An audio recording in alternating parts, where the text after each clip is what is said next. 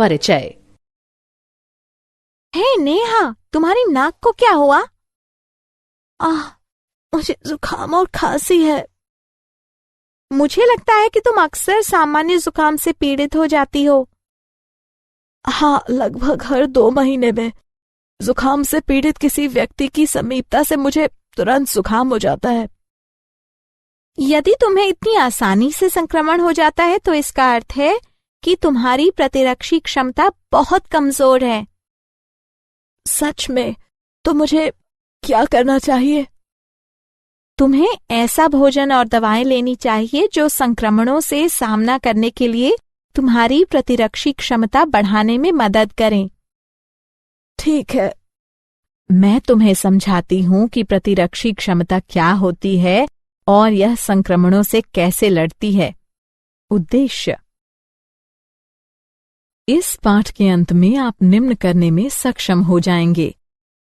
सहज प्रतिरक्षा के रोधों की पहचान करना, उपार्जित प्रतिरक्षा की अवधारणा को समझना, सक्रिय एवं निष्क्रिय प्रतिरक्षा के बीच अंतर को समझना, टीकाकरण एवं प्रतिरक्षणीकरण की अवधारणा को समझना, एलर्जी और स्व प्रतिरक्षा को समझना, मानव शरीर के प्रतिरक्षा तंत्र की पहचान करना।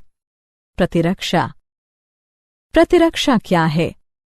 परपोषी की रोगकारक जीवों से लड़ने की समस्त क्षमता जो उसे प्रतिरक्षी तंत्र के कारण मिली है, प्रतिरक्षा कहलाती है। प्रतिरक्षा के प्रकार। प्रतिरक्षा 2 प्रकार की होती है: सहज प्रतिरक्षा और उपार्जित प्रतिरक्षा। सहज प्रतिरक्षा। सहज प्रतिरक्षा वह प्रतिरक्षा होती है जो व्यक्ति की प्राकृतिक जैविक रचना के परिणाम स्वरूप प्राकृतिक रूप से उत्पन्न होती है। सहज प्रतिरक्षा हमारे शरीर में बाह्य कारकों के प्रवेश के सामने विभिन्न अवरोध खड़े करने से हासिल होती है। यह रोध इस प्रकार है: शारीरिक रोध, कार्यकीय रोध, कोशिकीय रोध, साइटोकाइन रोध। शारीरिक रोध यानी फिजिकल बैरियर। इसके अंतर्गत त्वचा तथा श्वसन, जठरांत्र तथा जनन मूत्र को आस्तरित करने वाली एपिथेलियम का श्लेष्मा आलेप यानी म्यूकस कोटिंग सम्मिलित हैं। कायिकीय रोध यानी फिजियोलॉजिकल बैरियर। इसके अंतर्गत निम्न आते हैं: आमाशय में अम्ल, लार, आंसू। कोशिकीय रोध सेल्युलर बैरियर। इसके अंतर्गत निम्न आते हैं: श्वेताणु, लिम्फोसाइट्स, बृहत भक्षकाणु यानी मैक्रोफेजेस। साइटोकाइन रोध। इसके अंतर्गत इंटरफेरॉन सम्मिलित हैं जो कि असंक्रमित कोशिकाओं को और आगे विषाणु संक्रमण से बचाती हैं। उपार्जित प्रतिरक्षा। उपार्जित प्रतिरक्षा यह प्रतिरक्षा होती है जो रोगजनक के संपर्क में आने पर रोग प्रतिकारक यानी एंटीबॉडी के विकास द्वारा प्राप्त की जाती है। जब हमारे शरीर का पहली बार किसी रोगजनक से सामना होता है तो एक निम्न तीव्रता की प्राथमिक अनुक्रिया होती है। हालांकि बाद में उसी रोगजनक से सामना होने पर बहुत ही उच्च तीव्रता की अनुक्रिया होती है। यह अनुक्रियाएं विशेष प्रकार के लसिकाणुओं की सहायता से की जाती हैं। बी लसिकाणु, टी लसिकाणु। बी लसिकाणु ये रोगजनकों से लड़ने के लिए रक्त में प्रतिरक्षी यानी एंटीबॉडीज नामक प्रोटीन का निर्माण करती हैं। टी लसिकाणु। टी लसिकाणु प्रतिरक्षियों यानी एंटीबॉडीज के निर्माण में बी लसिकाणु की सहायता करती हैं। प्रतिरक्षी यानी एंटीबॉडी।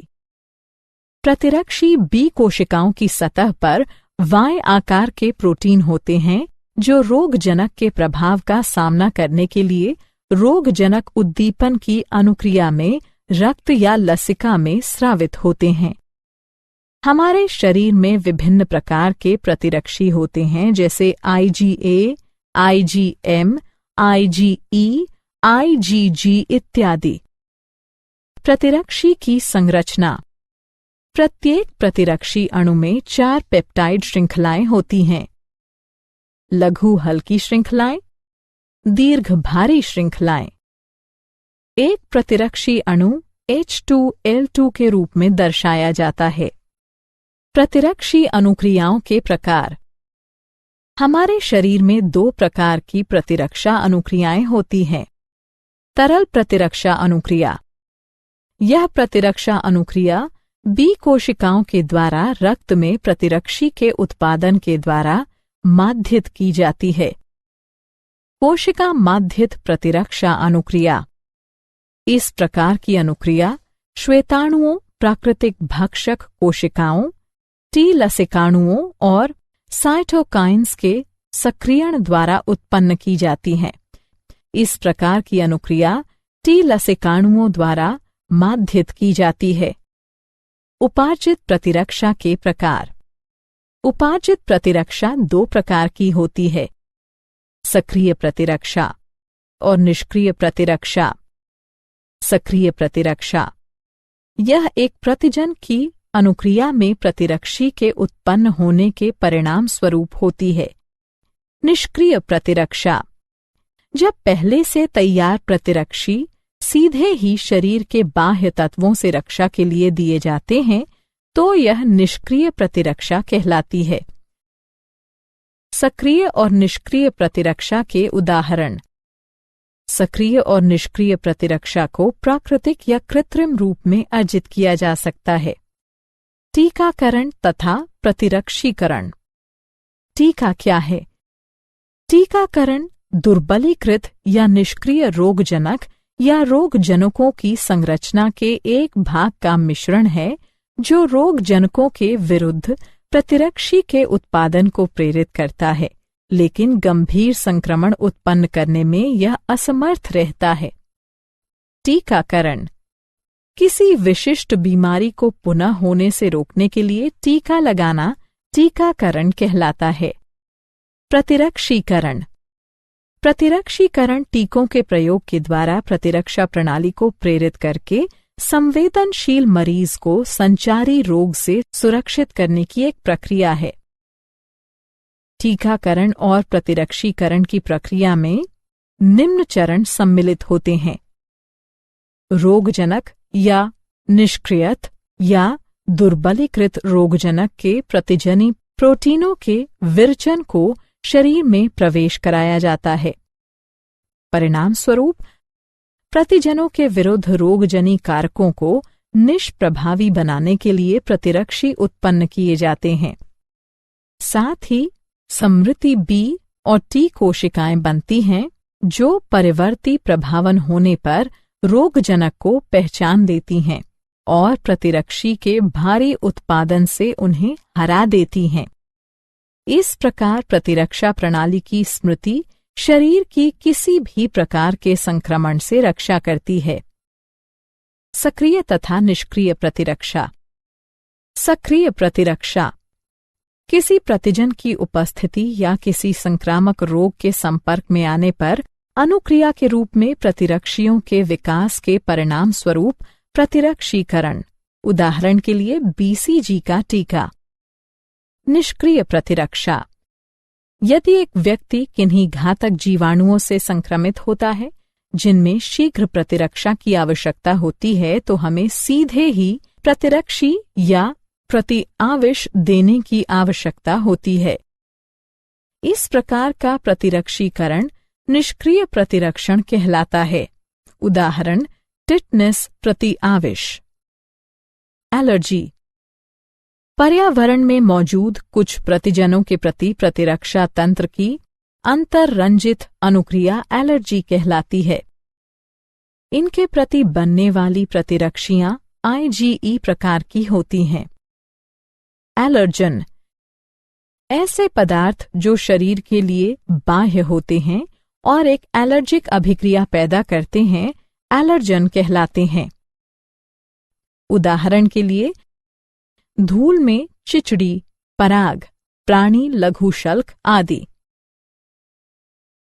एलर्जी के लक्षण: छींकना, पनीली आंखें, बहती नाक, सांस लेने में कठिनाई। एलर्जी के कारण: जब एक व्यक्ति किसी एलर्जन के संपर्क में आता है तो आईजीई प्रतिरक्षी बनते हैं जो स्वयं को मास्ट कोशिकाओं से जोड़ लेते हैं। ऐसी मास्ट कोशिकाएं एलर्जन के संपर्क में आने पर हिस्टामिन तथा सेरोटोनिन जैसे रसायन निर्मोचित करती हैं, जिससे एलर्जी होती है। एलर्जी का उपचार: एंटीहिस्टामिन, एड्रेनलिन और स्टेरॉइड्स जैसी दवाओं के उपयोग द्वारा एलर्जी के लक्षण कम किए जा सकते हैं। स्वप्रतिरक्षा: स्वप्रतिरक्षा यह एक भ्रमित प्रतिरक्षी अनुक्रिया है जिसमें हमारा शरीर अपने ही ऊतकों के विरुद्ध प्रतिरक्षियों का निर्माण करने लगता है, जिससे अति संवेदी अनुक्रियाएं होती हैं। स्वप्रतिरक्षा रोग: शरीर की अपनी कोशिकाओं और ऊतकों के प्रति प्रतिरक्षा तंत्र की असामान्य क्रियाविधि के कारण होने वाली कोई बीमारी या क्षति स्वप्रतिरक्षा बीमारी कहलाती है। उदाहरण के लिए रूमेटॉइड आर्थराइटिस, लसिकाभ अंग, वे अंग जहां लसिकाणुओं की उत्पत्ति और या परिपक्वन और प्रचुरोद्भवन होता है, लसिकाभ अंग कहलाते हैं। लसिकाभ अंग के प्रकार: लसिकाभ अंग 2 प्रकार के होते हैं। प्राथमिक लसिकाभ अंग: ये वे अंग होते हैं जहां अपरिपक्व लसिकाणु प्रतिजन संवेदी लसिकाणुओं में विभेदित होते हैं। प्राथमिक लसिकाभ अंग इस प्रकार हैं: अस्थिमज्जा, थाइमस। द्वितीयक लसिकाभ अंग: द्वितीयक लसिकाभ अंग लसिकाणुओं को प्रतिजन के साथ पारस्परिक क्रिया के स्थल प्रदान करते हैं, जो बाद में प्रचुर संख्या में उत्पन्न होकर प्रभावी कोशिकाएं बन जाते हैं। द्वितीयक लसिकाभ अंग में निम्न सम्मिलित हैं: प्लीहा, लसिका ग्रंथियां, टॉन्सिल, क्षुद्रांत्र के पेयर पैच, परिशेषिका। प्राथमिक लसिकाभ अंग: ये टी लसिकाणुओं के परिवर्धन और परिपक्वन के लिए सूक्ष्म पर्यावरण उपलब्ध कराते हैं। अस्थिमज्जा: यह प्रमुख लसिकाभ अंग हैं। लसिकाणुओं समेत सभी रुधिर कोशिकाएं अस्थिमज्जा में उत्पन्न होती हैं। थाइमस: यह एक सपाली अंग है। यह हृदय के पास और उरोस्थि के नीचे स्थित है। जन्म के समय थाइमस काफी बड़ा होता है, लेकिन बढ़ती उम्र के साथ आकार में घटता जाता है। द्वितीयक लसिकाभ अंग: प्लीहा, यह सेम की आकृति का अंग है। इसमें लसिकाणु और भक्षकाणु होते हैं। यह रुधिर जनित सूक्ष्म जीवों को अवरुद्ध करके रुधिर निस्यंदक के रूप में कार्य करता है। लसिका ग्रंथियां: ये छोटी ठोस संरचनाएं होती हैं जो लसिका तंत्र पर भिन्न भिन्न स्थलों पर स्थित होती हैं। जो सूक्ष्म जीव या दूसरे प्रतिजन लसिका और ऊतक तरल में आ जाते हैं, वे उन्हें रोक लेती हैं। ये प्रतिजन वहां मौजूद लसिकाणुओं का सक्रियण प्रेरित करती हैं और प्रतिरक्षा अनुक्रिया के लिए उत्तरदायी हैं। मॉल्ट या श्लेष्म संबद्ध लसिकाभ ऊतक: यह मानव शरीर के लसिकाभ ऊतक का लगभग 50% है। यह प्रमुख पथों जैसे श्वसन, पाचन और जनन मूत्र पथ के आस्तरों के भीतर स्थित होते हैं। मूल्यांकन: आगे बढ़ने से पहले आइए देखें कि आपने कितना सीखा। निम्न का मिलान करें।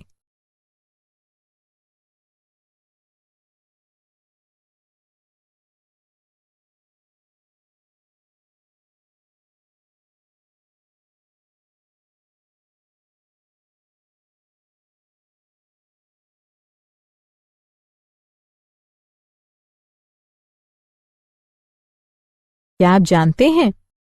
Polyarthritis, multiple sclerosis, jargon syndrome इत्यादि स्व प्रतिरक्षा रोगों के उपचार हेतु सूक्ष्म गोलियों या गुटिकाओं के रूप में डायलिकल फ्यूमारेट का उपयोग साइक्लोस्पोरिन के संयोजन में किया जा सकता है। सारांश। आइए हमने जो कुछ सीखा है उसे संक्षेप में दोहराएं। परपोषी की रोगकारक जीवों से लड़ने की समस्त क्षमता जो उसे प्रतिरक्षी तंत्र के कारण मिली है, प्रतिरक्षा कहलाती है। प्रतिरक्षा 2 प्रकार की होती है, सहज और उपार्जित। सहज प्रतिरक्षा शारीरिक, कार्यकीय, कोशिकीय और साइटोकाइन रोध बनाती है। बी और टी लसिकाणु शरीर को उपार्जित प्रतिरक्षा प्रदान करते हैं। यह सक्रिय या निष्क्रिय प्रतिरक्षा हो सकती है। किसी विशिष्ट बीमारी को होने से रोकने के लिए टीका लगाना टीकाकरण कहलाता है। पर्यावरण में मौजूद कुछ प्रतिजनों के प्रति प्रतिरक्षा तंत्र की अतिरंजित अनुक्रिया एलर्जी कहलाती है। शरीर की अपनी कोशिकाओं और ऊतकों के प्रति प्रतिरक्षा तंत्र की असामान्य क्रियाविधि के कारण होने वाली कोई बीमारी या क्षति स्व प्रतिरक्षा बीमारी कहलाती है।